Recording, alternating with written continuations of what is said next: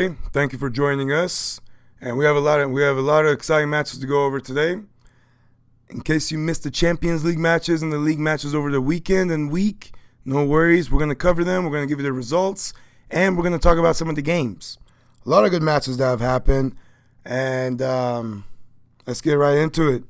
Premier League, we have Stoke and Leicester City tying 2-2, Huddersfield beating West Brom 1-0, Bournemouth beating Newcastle 1-0, Burnley beating Southampton 1-0, Brighton beating Swansea 1-0, Liverpool beating West Ham 4-1, Tottenham beating Crystal Palace 1-0, Manchester City beating Arsenal 3-1, Chelsea beating Manchester United 1-0, Everton beating Watford 3-2.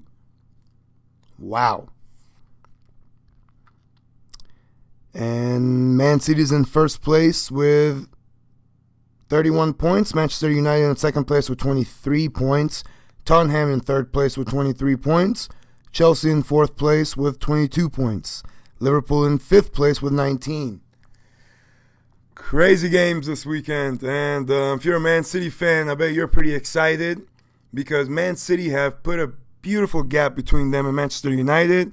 And Manchester United pissed away points this weekend. Now, Chelsea did play a beautiful match, and they played great, and they used what they had. Conte is back. That's a big plus for Chelsea, and you could see how big of a difference he makes. He's a great player. That he just holds that midfield down. He really does. He's a tough player. He's a really good player, smart player, and you see the big difference he's made. Chelsea have been struggling without him, and when they do have him, you could see how big of a difference he is. Great player, and great results for Chelsea, who are in fourth place with 22 points. They really needed this win. But so did Man U, who are also struggling with injuries, which I think Fellaini would have really been a good player this game. I really think he would have made a big difference this game. And apparently he's been injured, and he's trained for the first time yesterday. So he wasn't quite fit, but they had no choice but to put him in. And he did make a difference. The game changed. It was a changed game once Fellaini came in. And the reason why is Chelsea was dominating everything in the air. I mean, Morata, Azpilicueta, everybody, those guys were winning everything in the air, you know? And a person like Fellaini could really help out there, and he did. When he came in, he was winning balls in the air as well. He makes a big difference, but he was injured. He wasn't fit. And Man U struggled to get any goals, and Man U really struggled, period, this game. There was a horrible game for them. They really played like shit. They had no style of play. They had nothing when they had the ball. They kept losing it, and it was just embarrassing. It was an embarrassing match for them. And Chelsea played like a team. They played great. They beat Man U in their defensive style. They got their goal, and then they played the Man U way, and they played a good defensive style. But the thing is, Chelsea had a lot more chances. They could have scored a lot more. They were unlucky a lot. The goal that Morata supposedly pushed Phil Jones, that was kind of soft to me. I think Phil Jones went down way too easy. But the refs are gonna give him the benefit of the doubt. They're gonna give the defender that call all day long. But Chelsea was really dominant this game. They really were. They were dominating Man U. We saw a really weak Man U. Really got lucky it was just 1-0. But they are struggling with injuries. They are missing Pogba. They are missing some key players that would have made big difference. And Jose Mourinho said they should be good after January because they'll have their players back. Which, I mean, they should.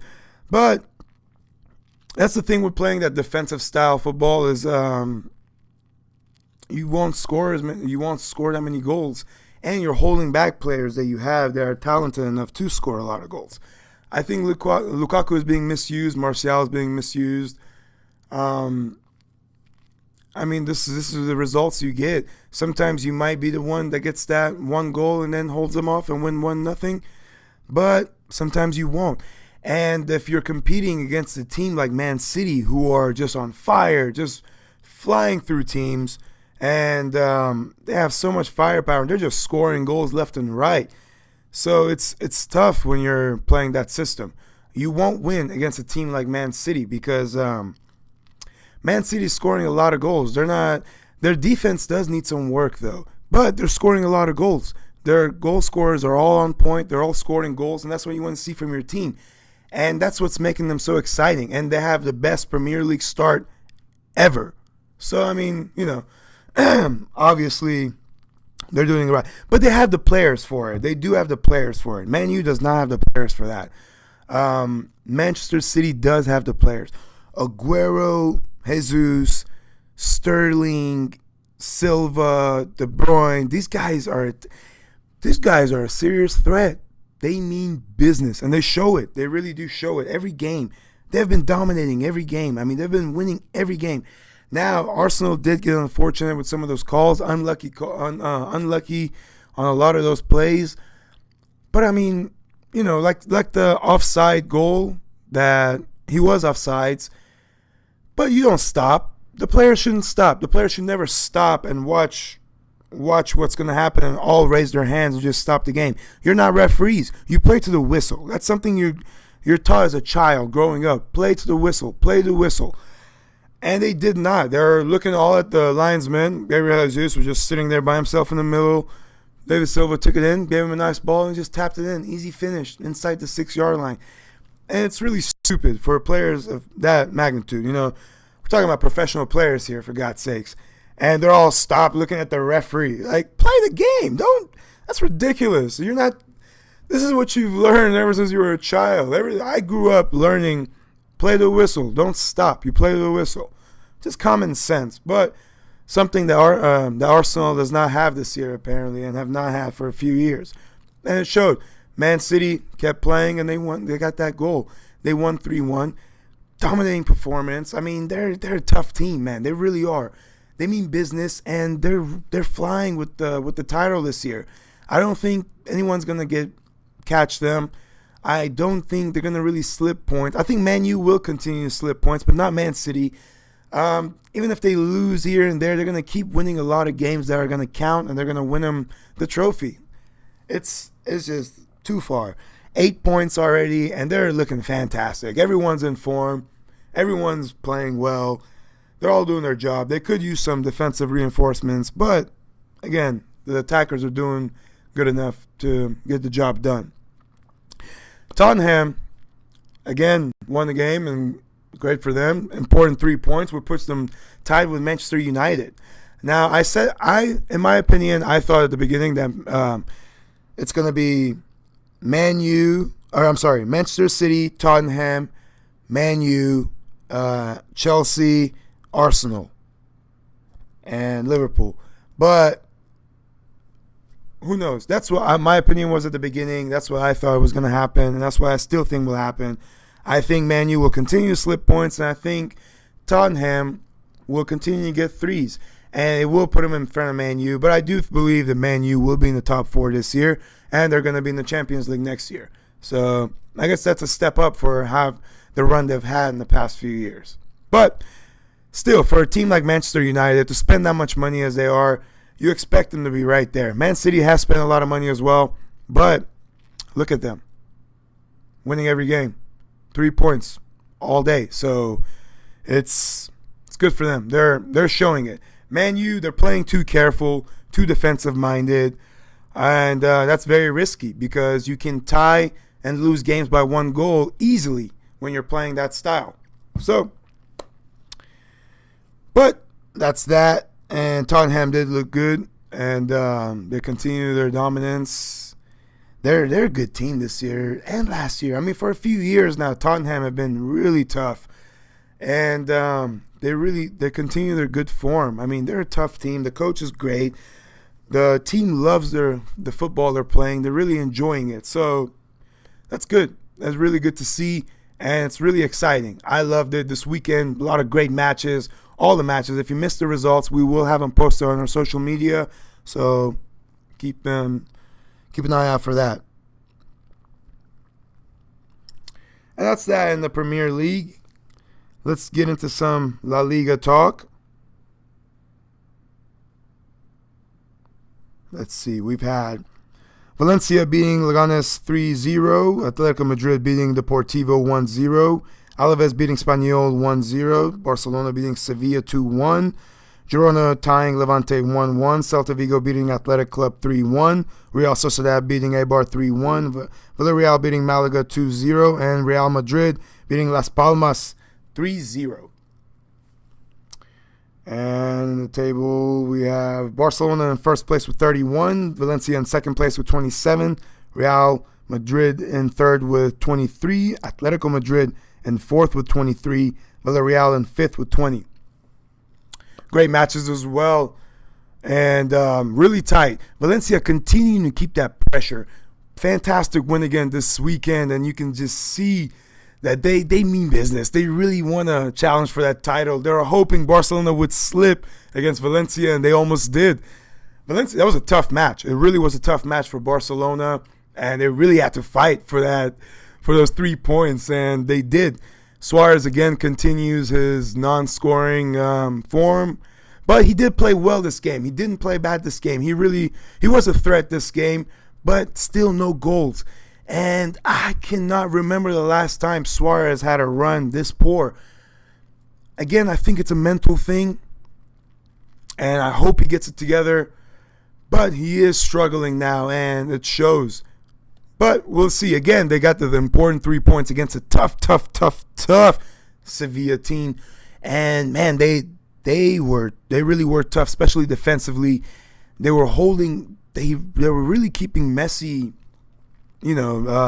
from doing what Messi does. They really did well in keeping Messi taking the ball from. And Messi lost the ball a lot of times in that game, and that just shows how tough Sevilla was playing, and they really were. But they did have some unfortunate mishaps that led to some goals, and Barcelona took advantage, and they got the very important 3 points, because Valencia is right there putting pressure on Barcelona. They really are. And, man, Valencia is looking good this year. They really are looking good. In second place, and for good reasons. They're winning every week. They're putting in the dominant performance every week. It really is an exciting team to watch. Do watch them this season, because they are tough. And I can't wait to see them next year in the Champions League if they keep this form up. If they can continue to play like this, they can be a dominant force in the Champions League, like Atletico have been in the Champions League. Not this year, but the past few, But Valencia is doing fantastic. They're in a fantastic run. They're in second place for a reason. Real Madrid winning today. No Benzema on the score sheet. No Ronaldo on the score sheet. No Bale anywhere. Madrid, I don't know. They are struggling still. I don't think they'll win any trophies this year. The way they're playing, they're very inconsistent. They're counting on their young guys like Isco, Asensio, and those guys to win games for them. And I think in big games that will hurt them. They won 3-0 today. Great game, great win, but they have not been doing well recently. And I don't think they're going to keep winning games like this every week. They're just not in that form. Ronaldo hasn't been able to score. Benzema hasn't been able to score. They've had chances. They're just not putting them away.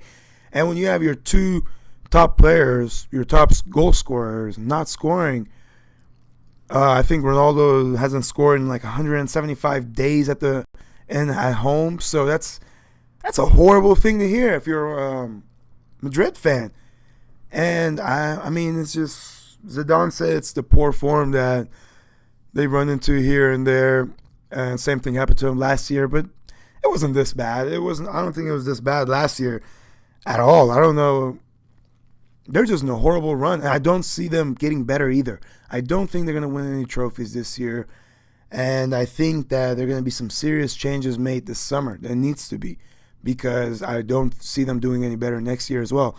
Benzema, I think he's going to continue his poor form. Ronaldo is just getting older.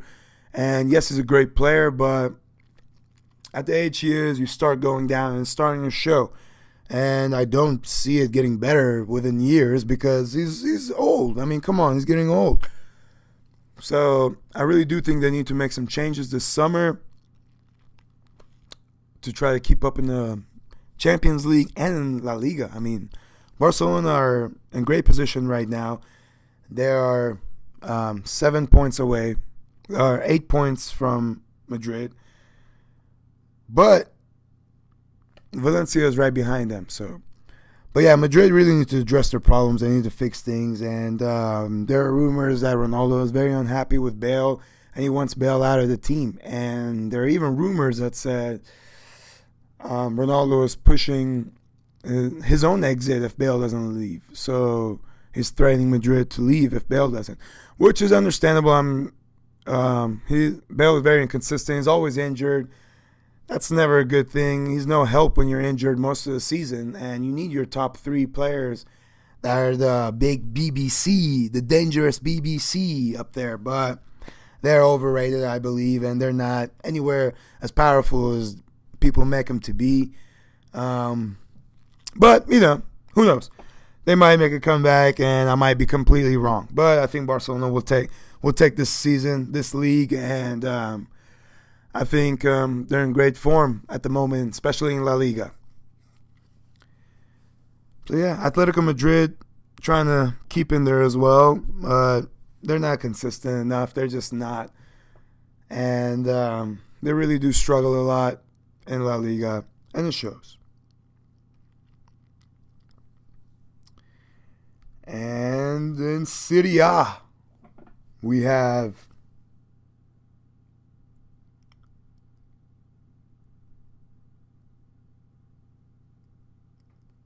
let's get to the matches that just happened this weekend. A lot of good matches in the Serie A if you missed it.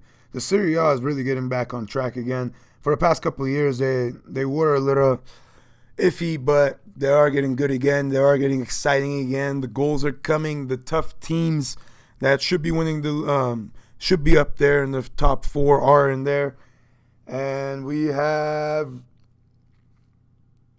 Crotone beating Bologna 3-2. Sampdoria beating Genoa 2-0. Inter Milan tying Torino 1-1. Juventus beating Benevento 2-1. Roma beating Fiorentina 4-2. Napoli tying Verona 0-0. Cagliari beating Verona 2-1. And Atalanta tying Spal 1-1. AC Milan beating Sassuolo 2-0. Again, they are Serie A is getting back up there. I think they do have exciting matches, exciting teams, and exciting players such as Icardi, such as Dybala. These players are really good players. There are a lot more. There's a lot more. If you lost interest in the Serie A, give it another chance. This year it might turn things around for you. And Napoli is in first place with 32 points. Juventus in second place with 31 points. Lazio in fourth place with 28 points. Roma in fifth with 27 points. Very close again. Very, very close. One game can throw everything off. It really can. And that's what you want to see. It's really exciting when it's that close. And it's that close for a reason. All teams are putting in a beautiful performance. And it shows why, it really shows why Italy was once a top league. It really shows the players they have now. They're really rebuilding that league, and it's exciting to watch. I'm enjoying it. I love it. Juventus taking that first place spot, and Napoli still staying that first spot, and Juventus still taking that second place spot with Inter slipping points. Napoli again doing well to stay up there. Juventus is trailing right there. Juventus is putting pressure on Napoli and Inter, really. I mean, they overtook Inter. Inter slipped points with their draw this weekend, which is horrible for them. They really needed that win to stay in second place. But Juventus, important 3 points. They're showing why they are the big guys in Italy, But Napoli has something to say about that as they continue to stay in the first place. And it's really tight, 32-31, 1 point difference. And it's so early, so it's so exciting to watch. Any team slips up, the other team is going through. I do think these two top teams, Napoli, Juve, and Inter, all three they're going to be up there in the top 3. But they're so close and they're really fighting that they're really putting pressure on each other. It makes it so exciting because any of those guys slip points, the other ones are taking over. And they all mean business this year. They all came to prove a point, especially Napoli and Inter. Napoli and Inter are trying to win the league. It's to bring something new to that league. Juventus is winning every year, and as well they should. They always do get the top players. They do spend the most money.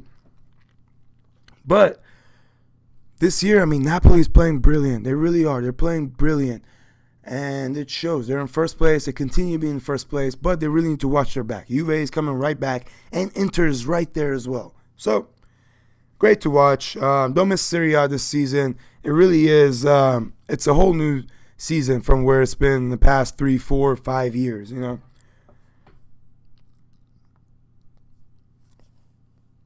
Let's get in some Bundesliga. Over the weekend, we had Frankfurt beating Bremen 2-1. Leipzig beating Hanover 2-1. Schalke beating Freiburg 1-0. Borussia Mönchengladbach tying Mainz 1-1. Augsburg tying Bayern Leverkusen 1-1. Hamburg beating Stuttgart 3-1. Bayern beating Dortmund 3-1. And Hoffenheim beating Cologne 3-0. Wolfsburg tying Berlin 3-3. Bayern, welcome back to the show. Bayern is back. And they're dominating again. The old coach came back, picking them up, helped give that energy back to Bayern. He's rebuilding them. And Dortmund continued their poor form, continued to slip points. And this was a big match for them. But Bayern in first place with 26. Dortmund in second place. Leipzig in second place with 22. Dortmund in third with 20. Schalke in fourth with 20. Hoffenheim in fifth with 19. And Dortmund continued to piss away points as Bayern continued to get back on track. They beat Dortmund very convincingly. Great performance by them. Dortmund looks very, very, very poor. They really are struggling. They have big problems. And I really didn't see this coming. I didn't think they would be this bad this time. They were in a fantastic form in first place. Looked like they were the team that finally takes that crown away from Bayern. But nope. Didn't happen. Poor form. Horrible form. Embarrassing losses. And Bayern is looking like the old Bayern. They're looking good again. They're winning games again. Getting 3 points again. And they're in first place. So great for Bayern. And that's what's going on in there. And Dortmund dropped down to third place, which is pretty embarrassing given the fact that they were doing so well at the beginning. But that's football. And that's why we tune in to watch, because you never know what happens. The game is just like that.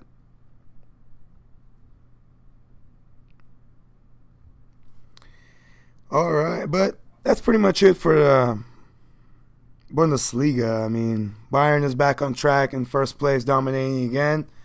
And Dortmund is looking very poor. No chance for them to come back this season, I don't think. I think they're going to continue their poor slip. Even if they give it back up for a few games, I think they're going to continue messing up again, pissing away points. And it's sad to see because they actually had a chance to do something this season. And the players and the staff, they just pissed it away so early. But it happens. League One, last but not least. We have Rennes beating Bordeaux 1-0. PSG beating Angers 5-0. Monaco beating Guingamp 6-0. Montpellier tying Amiens 1-1. Nantes beating Toulouse 2-1. Troyes beating Strasbourg 3-0. Nice beating Dijon 1-0. Marseille beating Caen 5-0. Lille beating Metz 3-0. Lyon beating Saint-Etienne 5-0. Wow, a lot of dominating games there. 5-0s, 6-0s, 5-0s, 3-0s, 4-0s. Jesus. If you like goals, tune into League One apparently, because they're on fire with goals. And PSG is dominating. Still, they're in first place with 32 points. Monaco in second with 28 points. Lyon in third with 25 points. Marseille in fourth with 24 points. Nantes in fifth with 23 points. PSG continuing dominating. Not only dominating, but 5 points. Jeez. This is just ridiculous. This team is just... They're just too strong. And this was a game without Neymar. Imagine if this guy was there. What, 10-0, 7-8-0? PSG is too strong. They're too strong to get beaten, and that's just the simple fact. And they're continuing their dominance. Great game by, a lot of these teams, all these goals, 5-0, 6-0, 5-0. Man, this is, if you missed it, at least go back and watch the highlights if you like goals. There are a lot of fantastic goals. And Monaco as well. But PSG are just flying away with that title. And it shows. They deserve it. They are too strong, way too strong for any team in that league, for sure. And they're continuing their dominance. And they will do so, continue their dominance. And hats off to them, even without Neymar. Imagine when he's back. And that's pretty much it for League One. There's not much to say. PSG is dominating. Monaco is trying to keep up. Great league. It's a lot of good goals, a lot of great players, young talent. It's exciting to watch. So keep an eye out for League One. If you're not a fan, tune in. You might become a fan. Champions League. In case you missed the results, we did not bring the results for you in the podcast, but we're gonna bring it now for you. Champions League, we had Moscow beating Basel 2-1, Man United beating Benfica 2-0, PSG beating Anderlecht 5-0, Bayern beating Celtic 2-1, Atletico Madrid tying Qarabağ 1-1, Roma beating Chelsea 3-0, Sporting tying Juventus 1-1, Olympiacos tying Barcelona 0-0. Besiktas tying Monaco 1-1. Tottenham beating Real Madrid 3-1. Sevilla beating Spartak Moscow 2-1. Dortmund tying Apoel 1-1. Porto beating Leipzig 3-1. Shakhtar beating Feyenoord 3-1. Manchester City beating Napoli 4-2. And Liverpool beating Maribor 3-0. Exciting Champions League week. And Tottenham. First, let's start with Tottenham being the champions, the defending champions. 3-1, fantastic game. They could have had more goals. Tottenham is looking strong. And Champions League against Madrid, 3-1 beating them. Come on, you have to give credit to Tottenham. They are doing great. They really are. There are a lot of Tottenham haters out there. There really are.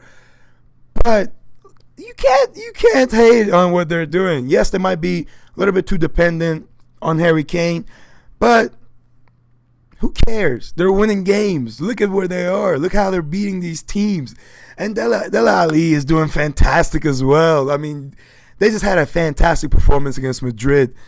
And Madrid looked like shit. They really did. And that's hats off to Tottenham. They're looking great this year. Really. They really are. It's exciting to see teams like that who really don't get mentioned as much as they should, taking over these things, taking over games. In the Premier League, they're doing great. Champions League, they're doing great.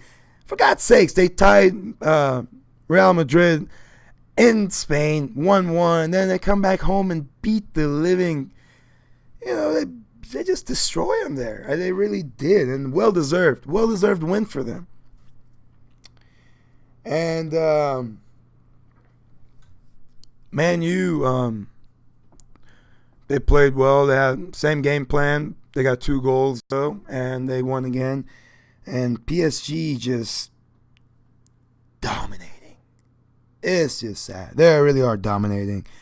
And fantastic results for them. Now, one of the games that was really disappointing was the Chelsea and Roma game. Roma put a beating on Chelsea. They really did. And they played fantastic. They really did. Great goals. And Roma is a tough team, especially in the Champions League. But Chelsea was struggling, keep putting players in different positions, trying new positions. You can't really do that because some of the players are used to the way they're playing. You can't put left back in right position, those things like that, and expect them to help defensively. it's hard. I mean, it is hard. You get wrong-footed all the time. It's tough. And Chelsea did fix things this weekend, but Roma put an ass whooping on Chelsea in the Champions League. And the Champions League is so exciting. I love it. And that's what's going on there. And if you missed the results, we do post the results, and we will post the results for this weekend's matches as well.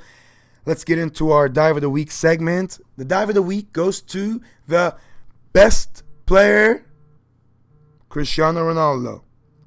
He had a few dives against Las Palmas, but one of them towards the end inside the box was just really embarrassing and pathetic. And the player of that magnitude, he's look how good he is. Look how big of a star he is. You shouldn't be known for being one of the biggest divers in the world. It really, look how much talent he has. It's really embarrassing when you see a player that talented, that big, continuing to do stuff like that. Just diving, trying to get easy calls, easy penalties. It's really embarrassing, especially for him, as big as he is. It really is. And he gets the Dive of the Week. Embarrassing. And our next segment, keeping up with the legends, we have Ronaldinho, one of the greatest players ever, probably the best player, foot skills-wise player ever. Just a magician with the ball. When he had the ball, it's ridiculous to see. He makes people look stupid, foolish. People have no idea which way he's going. By the time they know it, he's not megging them, going around them, and they feel stupid. And what is he up to now? He's an ambassador for Barcelona. He does a lot of charity project matches as well. And he's involved with a lot of projects that Barcelona puts on. And he continues to inspire people all over the world. And he has continued to get sponsored by those big sponsors as well. As well as he should. He's a huge player, and he still has a lot of influence in the game today. Like I say, he does have a lot of charity matches. He does a lot of charity things. He travels a lot and does a lot for Barcelona and other causes. And good for him. He's a great player. He was a great player. He'll always be remembered as a legend. Hats off to you, sir. And that's that for our Keeping Up with the Legends. Thank you for joining our show. And if you haven't subscribed, please do so. And if you haven't followed us on social media, follow us on Facebook and Instagram at FUTLIFE TV, at Twitter at FUTLIFE TV1. And please leave feedback. We want to hear what you think of the show. We want to hear, who you want to see in the Keeping Up with the Legends segment or anything else. Again, thank you all for joining us, and we will see you next time. Thank you. Bye-bye.